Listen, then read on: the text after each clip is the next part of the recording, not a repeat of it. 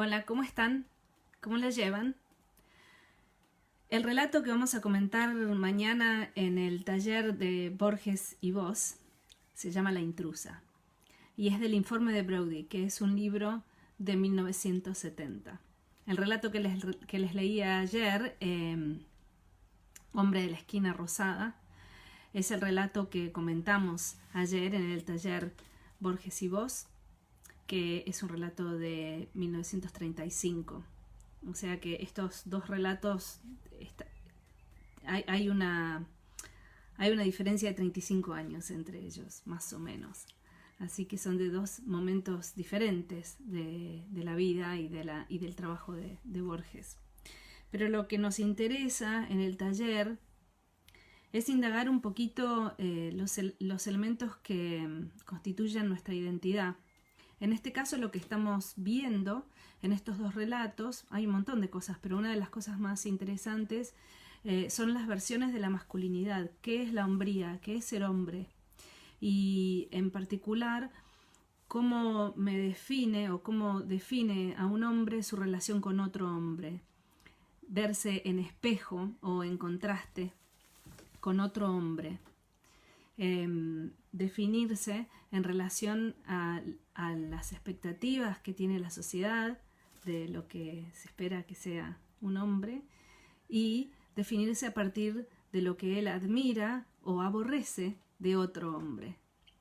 Así que en eso estamos. Por supuesto que no se trata solamente de hablar de la masculinidad o de la hombría, sino que más en general estamos indagando el tema de la identidad de género, qué estructuras sociales, qué discursos nos definen o nos ayudan a identificarnos en relación a nuestro género. Bueno, sin más, La intrusa de Jorge Luis Borges. El epígrafe es una cita o es una referencia bíblica, 2 Reyes 1:26. Dicen, lo cual es improbable, que la historia fue referida por Eduardo, el menor de los Nelson, en el velorio de Cristián, el mayor, que falleció de muerte natural hacia 1890 y tantos en el partido de Morón. Lo cierto es que alguien la oyó de alguien en el decurso de esa larga noche perdida entre mate y la repitió a Santiago de Above, por quien la supe. Años después volvieron a contármela en Turdera, donde había acontecido. La segunda versión, algo más prolija, confirmaba en suma la de Santiago, con las pequeñas variaciones y divergencias que son del caso. La escribo ahora porque en ella se cifra, si no me engaño, un breve y trágico cristal de la índole de los orilleros antiguos. Lo haré con probidad, pero ya preveo que cederé a la tentación literaria de acentuar o agregar algún pormenor. En Turdera los llamaban los Nielsen. El párroco me dijo que su predecesor recordaba, no sin sorpresa, haber visto en la casa de esa gente una gastada Biblia de tapas negras, con caracteres góticos. En las últimas páginas entrevió nombres y fechas manuscritas. Era el único libro que había en la casa. La azarosa crónica de los Nielsen, perdida como todo, se perderá. El caserón, que ya no existe, era de ladrillo sin revocar. Desde el zaguán se divisaba un patio de baldosa colorada y otro de tierra. Pocos, por lo demás, entraron ahí. Los Nielsen defendían su soledad. En las habitaciones desmanteladas dormían en catres. Sus lujos eran el caballo, el apero, la daga de hoja corta, el atuendo rumboso de los sábados y el alcohol pendenciero. Sé que eran altos, de melena rojiza. Dinamarca o Irlanda, de las que nunca oirían hablar, andaban por la sangre de esos dos criollos. El barrio los temía a los colorados. No es imposible que debieran alguna muerte. Hombro a hombro pelearon una vez a la policía. Se dice que el menor tuvo un altercado con Juan Iberra, en el que no llevó la peor parte, lo cual, según los entendidos, es mucho. Fueron troperos, cuarteadores, cuatreros y alguna vez tahúres. Tenían fama de avaros, salvo cuando la bebida y el juego los volvían generosos. De sus deudos nada se sabe ni de dónde vinieron. Eran dueños de una carreta y una yunta de bueyes. Físicamente diferían del compadraje que dio su apodo forajido a la Costa Brava. Esto, y lo que ignoramos, ayuda a comprender lo unidos que fueron. Malquistarse con uno era contar con dos enemigos. Los Nielsen eran calaveras, pero sus episodios amorosos habían sido hasta entonces de zaguán o de casa mala. No faltaron, pues, comentarios cuando Cristián llevó a vivir con él a Juliana Burgos. Es verdad que ganaba así una sirvienta, pero no es menos cierto que la colmó de horrendas baratijas y que la lucía en las fiestas. En las pobres fiestas de conventillo, donde la quebrada y el corte estaban prohibidos y donde se bailaba todavía con mucha luz. Juliana era de tez morena y de ojos rasgados. Bastaba que alguien la mirara para que sonriera. En un barrio modesto, donde el trabajo y el descuido gastan a las mujeres, no era mal parecida. Eduardo los acompañaba al principio. Después se emprendió un viaje a Arrecifes por no sé qué negocio.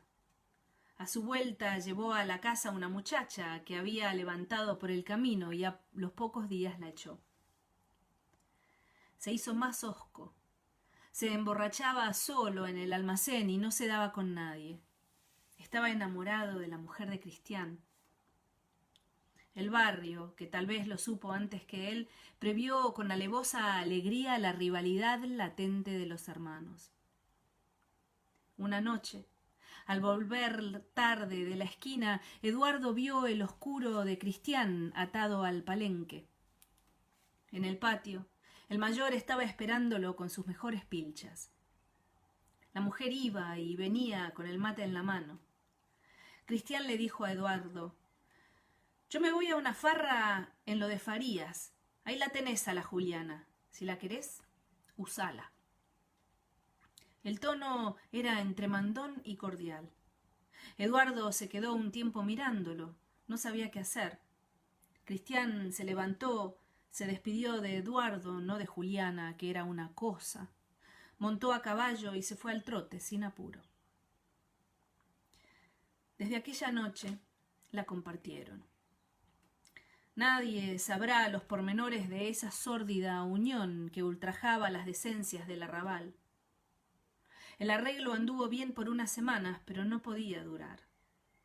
Entre ellos, los hermanos no pronunciaban el nombre de Juliana, ni siquiera para llamarla, pero buscaban y encontraban razones para no estar de acuerdo. Discutían la venta de unos cueros, pero lo que discutían era otra cosa. Cristián solía alzar la voz y Eduardo callaba. Sin saberlo, estaban celándose. En el duro suburbio, un hombre no decía ni se decía que una mujer pudiera importarle, más allá del deseo y la posesión, pero los dos estaban enamorados. Esto, de algún modo, los humillaba. Una tarde en la plaza de Lomas, Eduardo se cruzó con Juan Iberra, que lo felicitó por ese primor que se había agenciado. Fue entonces, creo, que Eduardo lo injurió. Nadie delante de él iba a hacer burla de Cristián. La mujer atendía a los dos con sumisión bestial, pero no podía ocultar alguna preferencia por el menor, que no había rechazado la participación, pero que no la había dispuesto. Un día le mandaron a la Juliana que sacara 2 sillas al primer patio y que no apareciera por ahí, porque tenían que hablar. Ella esperaba un diálogo largo y se acostó a dormir la siesta, pero al rato la recordaron. Le hicieron llenar una bolsa con todo lo que tenía, sin olvidar el rosario de vidrio y la crucecita que le había dejado su madre. Sin explicar nada, la subieron a la carreta y emprendieron un silencioso y tedioso viaje. Había llovido. Los caminos estaban muy pesados y serían las 3 de la mañana cuando llegaron a Morón.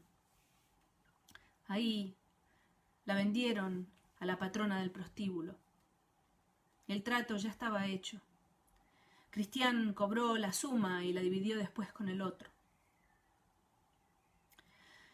En Turdera, los Nielsen, perdidos hasta entonces en la maraña, que también era una rutina de aquel monstruoso amor, quisieron reanudar su antigua vida de hombres entre hombres.